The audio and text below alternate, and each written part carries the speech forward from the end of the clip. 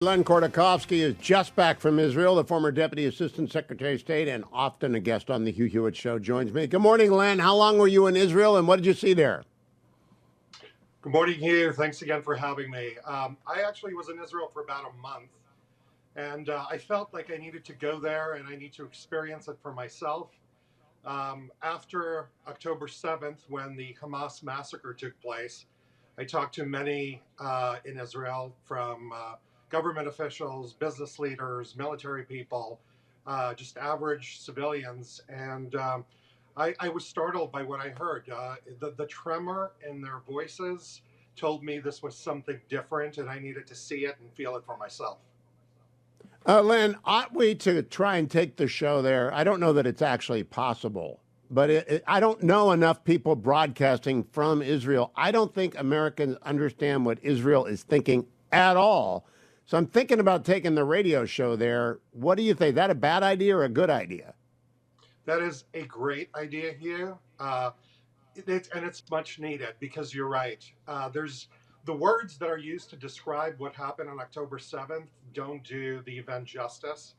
The palpable pain that you see from every Israeli, and not just Jewish Israelis, Arab Israelis. You know, one of the things that I wanted to make sure when I went to Israel is talk to all Israelis. And as you know, that I have an Arab language platform called Yalla, and one of the things that I wanted to do is interview Arab Israelis and Arab voices, Muslims, Christians, Druze, all people who were on the ground, who experienced the event. And for them, just like the Jewish Israelis, there's before October 7th and there's after October 7th. And you don't really understand the nature of what happened unless you go to those towns in the south that were attacked by those Iranian-sponsored beasts. And I can only call them beasts because what happened there is indescribable in human terms. You have to go to the homes that were invaded. You have to smell the char of the buildings, of human flesh. You have to hear the stories from people who survived and witnessed what happened. And you have to understand why Israel is intent on doing what it's doing in order to prevent something like this from ever happening again. You know, and I would just say one more thing. This is not just about Israel. For the Jewish people around the world, there's before October 7th and there's after October 7th. What happened has had such a profound impact on all of us. This was the most documented atrocity against the Jewish people since the Holocaust, and the world's response to it is so inversely perverse and inexplicable that for all of us in the Jewish community, there will never be going back to where it was. And for us, never again really does mean never again. Now, Len, I'm not Jewish, but I've had the same reaction that anyone who isn't Jewish can have, who can be horrified, which is, I can't believe this is happening. Because I know my history and I know about pogroms.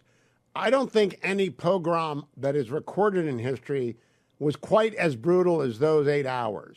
I know about pogroms in Palestine prior to the declaration of the state by the UN that occurred, that people had to flee Israel. And I know about pogroms in Iraq that sent tens of thousands of Jews to Israel after Israel became a state. But I don't know of a massacre like this. I mean, on this scale, even in the Pale, in your mother Russia. Do you? Did the Cossacks ever take 1,200 lives in a single 8-hour span? Well, you know, unfortunately, the Jewish people have a lot of experience in atrocities, and it's hard to measure one atrocity over another atrocity. Look, I mean, the Nazis shot 30,000 Jews during World War II around Kiev and buried them in Babi Yar.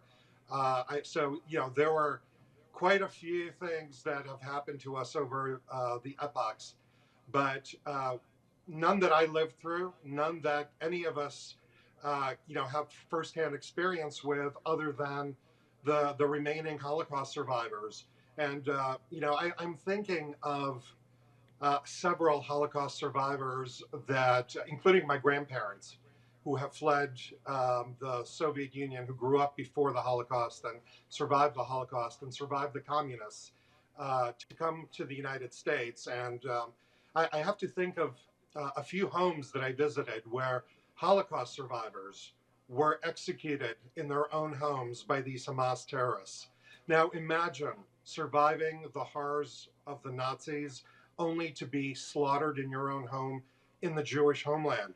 I mean, this is the kind of emotional and shocking event that happened. And look, we're talking about 9-month-old babies taken from their mothers, all the way up to 87-year-old people taken from their homes, kept in tunnels, starved, deprived of medicine. We're talking about young Jewish women raped, burned to death, shot as they were being raped. There's only so many words that exist in the English language or in any language that could describe Len, what and happened. And frankly, I'm now thinking about the Jewish women who are probably wondering, what about us? Don't Jewish women count? We're going to come to that. We got plenty of time. We're going to come to that, but here's where I'm leading with my question. I know about the Hebron pogrom before the state of Israel existed, where hundreds of Jews were killed and others fled when the local Palestinians decided to try and preempt the creation of the state of Israel. It was unsuccessful, but it was bloody. That's pre-1938. And the period of time, 1938, Kristallnacht to the liberation of the camps, is the worst ever. But now we have new technology. And if Hamas had had a nuclear weapon, they would have used it. And the reason the pogrom of 10/7 is different from anything we've ever seen before is that the methods of modern killing were given to monsters who killed everything with glee. So I think we have to conclude, if Iran can get a dirty bomb made and to Hamas, Hamas will use it. If they can get anything to Hamas, Hamas will use it. And we have to act on that, don't we? I think this is a very uncomfortable question for many people, but I think any reasonable observer of Iran and the Middle East has to understand that Hamas would not have embarked on this attack of this scale and of this nature without the permission, at the very least, the blessing of the Ayatollahs in Iran. Hamas is a proxy of Iran. Hezbollah, which is to the north of Israel, is a proxy of Iran. Houthis, who are firing rockets at Americans and American ships, are a proxy of Iran. If you're in denial that Iran is behind all of this, then I think you're deluding yourself, and we're setting ourselves up for a something inexplicable in terms of the threat to the American people and the people outside of Israel. Yes, you're right, Hugh. If Iran gets its hands on a nuclear weapon, if Iran can sneak a dirty bomb or anything of that nature to one of its proxies, then not only the Israelis are in danger, but Americans are in danger, our Arab neighbors are in danger, the world is in danger. And the question that needs to be asked now, because all roads lead to Tehran, is at what point do we act against the head of the octopus? And I know it's uncomfortable for the Biden administration to ask this question because they've reversed all the policies that have deterred Iran. But that question needs to be asked, not for the Israelis or any of our friends anywhere else, but for the security of the American people. So, Len, I would like to ask, can you stay a second segment? Can you stay through the break and then talk to me on the other side? Because I want to ask you how long you expect the Israelis to stay there. I expect them to stay until everyone from Hamas is dead and all the tunnels are destroyed, but I want to hear from you. And then I want your explanation for the inexplicable comments of Secretary Blinken about Israel not having enough credit, like we have a bank account with Israel or something, and the Vice President and the Secretary of Defense. All three of them, 3 days in a row, saying extraordinarily appeasement-oriented statements. I want to know what you think about those and what the Israelis you spent a couple of many weeks. How long were you in Israel for, Len? A month. A month. When we come back from break, Len's going to fill us in on that. How long is the offense? How long will it take to destroy Hamas? It is possible. Just how long will it take? And then what does he make of what the messaging of Secretary Blinken, Vice President Harris, and Secretary Austin were over the past 4 days? Because it's inexplicable except as appeasement, as cowardly, as surrender monkeys, call it what you want. That's what Team Biden is doing. I'll be back with Len Khodorkovsky right after this. Stay tuned. Len Khodorkovsky, former Deputy Assistant Secretary in the Trump administration of State, is back with me. Len, as I went to break, I know the Simpson fans are going to be mad with me because I didn't use the term of art completely. It is cheese-eating surrender monkeys, and it's usually applied to the French, and it has been in the Simpsons since, I think, 1995. The French are doing it again. Macron is out there criticizing Israel. Everyone is. But I'm most concerned about our own vice president, our own Secretary of State, and our own Secretary of Defense. What do you think they're doing? Wow. Well, I can tell you what the people in Israel are feeling. And I have to go back, and they were actually genuinely touched by President Biden's initial remarks after October 7th. But, Secretary Blinken's incessant trips to the region to lecture the Israelis of how to conduct a humane war. Now, the Israeli military and the Israeli government is no less humane than the American government. And imagine if after 9/11, some foreign leader came to the United States to lecture us how to be nice to the people who slaughtered our Americans. I mean, this is what it sounds like to Israelis. It's just incomprehensible. And frankly, it's offensive. This administration has, been incoherent in its foreign policy. It has, on one hand, condemned let's even go back to Ukraine. It's enabled Putin to invade Ukraine and then complained about Putin invading Ukraine. It has enabled Iran to fund, train, and arm Hamas and Hezbollah and the Houthis, and then it complains about them using the funds to threaten our allies. So the whole foreign policy of this administration is inexplicable. To the Israelis, more and more with every lecture, it's wearing thin.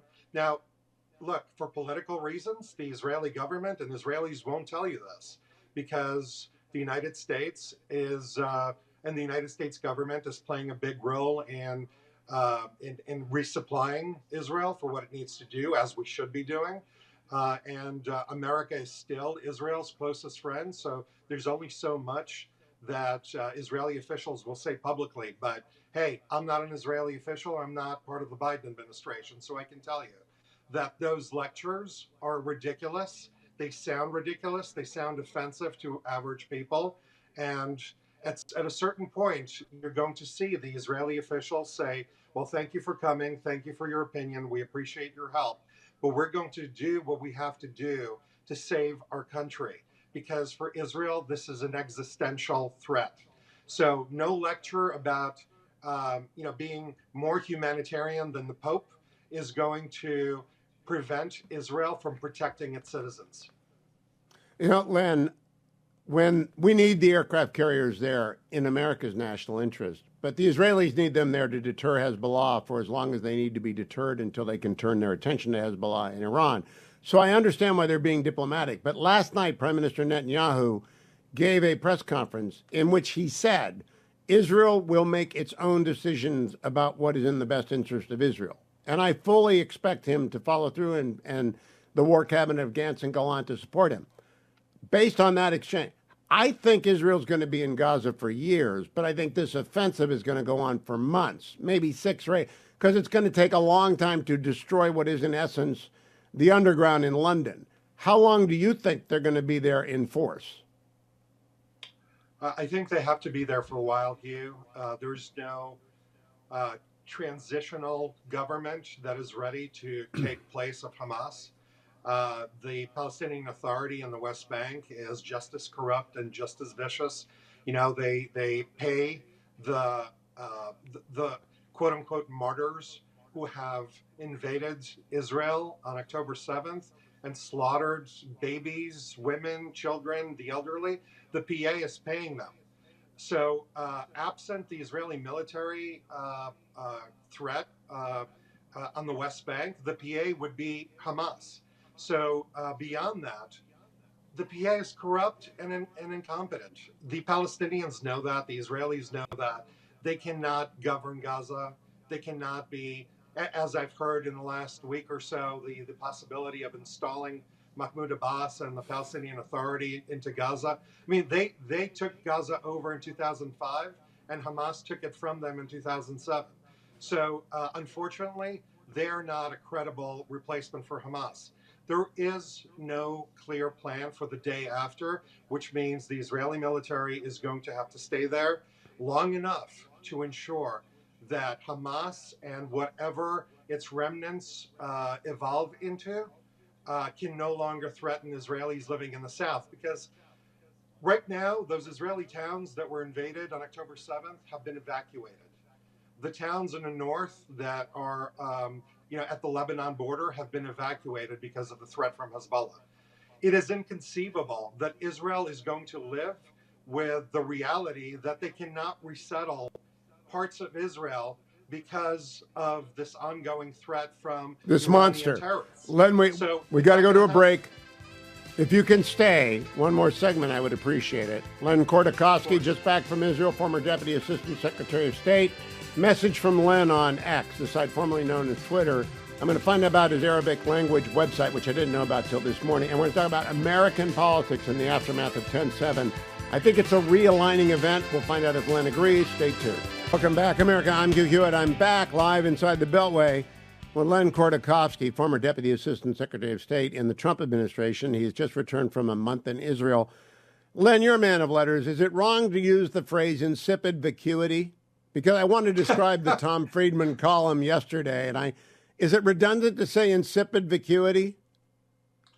Well, first of all, Hugh, you're giving me too much credit. I am an immigrant. I came here from the Soviet Union, and English is my second language. So sounds right to me, whatever it means. Well, it's about Thomas Friedman's column yesterday telling Israel what it should do. A 70-year-old columnist ends using a quote from a 50-year-old movie, Chinatown. It's the Middle East, Jake. I just think to myself, where do Americans get off? And I wonder, did the average Israeli in the street, or in case of Tom Friedman, an Israeli cab driver, did anyone say to you, where do you Americans get off telling us how to respond to this? No, I didn't hear that because the Israelis are too busy fighting for their life. Most of the conversations there are about, Hamas, of course, but more, even more pressing and more touching, is the situation of the hostages that Hamas took. The 240 or so Jewish, not just Jewish actually, hostages from various nations, most of them Jewish, were grabbed from Israel and taken to Gaza into those tunnels and God knows where else.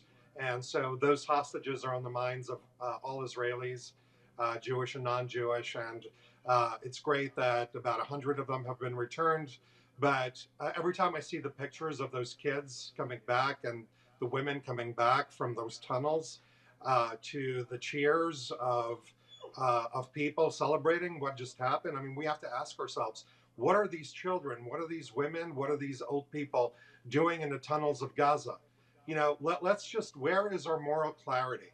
And that is what's on the mind of the Israelis. And frankly, what Americans say or do is far, far distant on that list. But at the same time, look, Americans know, Israelis know that the American people are with them, and that's very, very heartening, and it gives them strength, and it definitely helps them because not too many countries have expressed support or do so on a regular basis. The United States still stands by Israel diplomatically, militarily, and in so many humanitarian ways. So the Israelis know the Americans are their friends. We just need to be very sensitive friends at this point in time. And not everything is about us. Right now, Israelis are hurting. We need to offer them comfort. We need to offer our support. We need to back up our words with actions. And we need to shut the hell up and make sure that they have what they need to save their country from Iranian terrorists that are hell-bent on destroying it. There's no talk of a two-state solution. Only one side is talking about two states. You can't have a conversation about two states, for example, where only one side is willing to compromise. So that conversation has been shelved. And the Israelis' priorities are now, just like in any crisis, we're going to deal with a crisis right in front of us. We're going to make sure our people are safe. And then we're going to worry about feelings of our friends somewhere 6,000 miles away. Leonard, you just remind me, Len Khodorkovsky. In 1996, I did a series for PBS, and I interviewed the late Rabbi Harold Kushner, author of When Bad Things Happen to Good People. And he said the number one rule: show up and shut up. Friends should show up and shut up. They shouldn't offer advice. They shouldn't compare the situation to their own situation. Show up and shut up and do what you can. It's the perfect advice. Now I want to dial into American politics. Last night, we had a basically non-lethal pogrom in Philadelphia. Hundreds of people turning out in a mob outside of a Jewish delicatessen owned by a Jewish American who I think might have dual citizenship with Israel. It is just the latest in a series of mass mob actions that have made many Jewish Americans afraid. From the campus of Harvard to the campus of the University of California at San Diego. You're a Jewish American. What do you expect the president to do right now about this? Well, this, as I mentioned earlier, this does not feel like just an assault on Israel. This feels like an assault on all Jewish people in the United States and around the world. I can tell you from personal experience. I have two daughters in the university here in New Jersey. What they have to put up with on a daily basis to be told not to go to certain places because their presence might provoke these hordes. Outside of my own home, I have an American flag, as any self-respecting American should. And after October 7th, we put up an Israeli flag in solidarity with the people of Israel. Promptly, that flag was torn down. Fortunately, our Ring camera caught the punk with a keffiyeh on his head who tore that flag down. So that is how Jews feel right now. And we're very far away from what George Washington described as living in peace under the tree in his letter to the Hebrew congregation. Now, that is how we feel. To deny Jews their right to feel under assault is, I would say, doesn't feel American to me. We are always on the front lines of commiserating with other people's pain. And when other communities are feeling pain, Jews are always front and center and supporting them. It just feels pretty lonely right now when the Jewish people are under assault, when our young men and women on campus are under constant assault, when showing up on a street wearing a sign of being Jewish, whether it's a yarmulke or a Star of David, feels like you're putting your life in danger. And owning a Jewish-owned business is an act of courage. Now that is not America, and that is certainly not the America that my parents and I and my grandparents came to in the early 80s when Reagan talked about the shining city on the hill. And we better do something about it because Jews are always the canary in a coal mine. First it's us, then it's everybody else. So I'm going to conclude this way, Len. I agree with you, and I think the president ought to be speaking about this, and I think the governor of Pennsylvania, who spoke very sharply, and I like Josh Shapiro a lot, I think he needs to send National Guard to Philadelphia, and they need to begin to arrest people who are violating the law against assault. Assault and battery. Battery requires a touching. Assault just requires a credible threat. It needs to be enforced. Fighting words are not protected under the Constitution. But I want to end with a political question because I listened to Mike Murphy talking to Dan Senor yesterday, and I objected because they thought this was just not a big political event, or they didn't talk about it like I would talk. I think it's a realigning moment in America. And I don't care if it's former President Trump as the nominee or if it's Ron DeSantis or Nikki. I think a lot of people are going to leave the Democrats over this because they are failing to stand up for American basic values of toleration and defense of all people. Do you agree with me on that, Len? I don't know, Hugh. I've watched many elections. I've watched, and I am a minority in the Jewish community, which votes with Democrats, 70 to 75% of the time. So it's the Jewish community voted for President Obama, who was the most anti-Jewish president that I can remember. Now, remember, many of the people in the Biden administration are Obama people, and their policies are Obama's policies. So it's hard for me to predict what the Jewish community is going to do here in the United States. I hope we wake up. I hope we see the Hamas lobby in Congress, or as I've called them, the Hamas caucus, led by Rashida Tlaib and Ilhan Omar and their ilk, who are unabashedly anti-Semitic.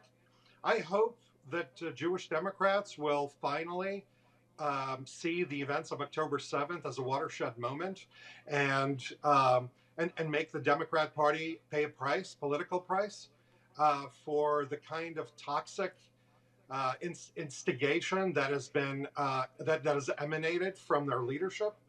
I hope so. I hope so because um, I see the Democratic Party going in a really wrong direction for a long time. And it doesn't just start with this event. It started long before, even long before Obama, and it's disturbing. And I think the Jewish Democrats have to realize and see it for what it is. I hope Unfortunately, you're right, Len. the bipartisan consensus that's existed in America in reference to Israel and certainly Jewish Americans is not there anymore. I hope that you're right and that people wake up. Len, we're out of time. Thank you for joining. Keep coming back. Message from Len on X. Go and follow him, and it's very vital that you do that. Thank you, Len Khodorkovsky.